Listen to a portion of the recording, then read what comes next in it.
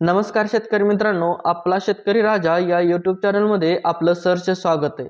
तर मित्रांनो, आज आपण थंडीमध्ये आपल्या पिकाला कोणती अन्नद्रव्ये दिली पाहिजेत हे आज आपण या व्हिडिओमध्ये बघणार आहे। तर मित्रांनो, आता आपल्या भागामध्ये किंवा सगळीकडेच आपल्याला थंडीचं प्रमाण हे वाढलेलं दिसतंय। या थंडीमध्ये आपल्याला आपल्या जमिनीचं तापमान हे कमी होताना दिसतं। तर मित्रांनो, हे जमिनीचं तापमान वाढवण्यासाठी त्याचबरोबर ह्या जमिनीचं जर तापमान आपल्या कमी झालं तर त्यामध्ये आपल्या झाडाच्या मुळावरती जे बुरशी आहे ती अटॅक करत असते। त्याचबरोबर आपली मुळं ही कमकुवत होत असतात।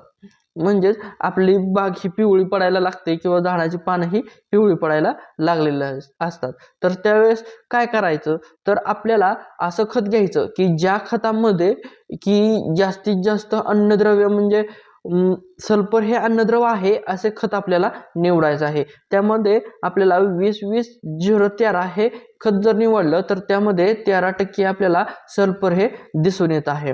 तर सल्फर हे आपल्या पिकासाठी किंवा आपल्या जमिनीसाठी काय काम करतं, तर सल्फर हे आपल्या बागेसाठी किंवा आपल्या पिकासाठी आणि जमिनीसाठी काम करतं ते म्हणजे जमिनीतील तापमान वाढवण्याचं काम हे आपल्याला सल्फर करत असताना हे दिसत असतं। त्याचबरोबर आपल्या मुळांवरती येणारं जे बुरशी आहे त्या बुरशीवरती नियंत्रण करण्याचं काम सुद्धा हे सल्फर करतं।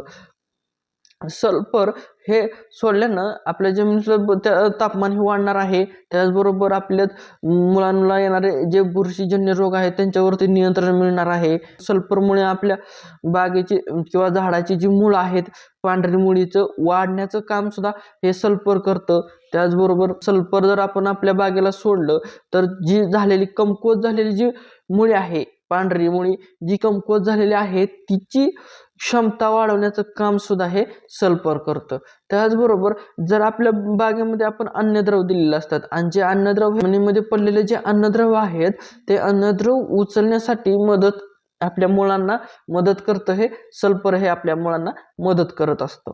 त्याचबरोबर सल्फर म्हणजे आपल्या जमिनीतील जर फॉस्फरस कमी असेल तर ते फॉस्फरस वाढवण्याचं काम सुद्धा हे सल्फर करत असतं।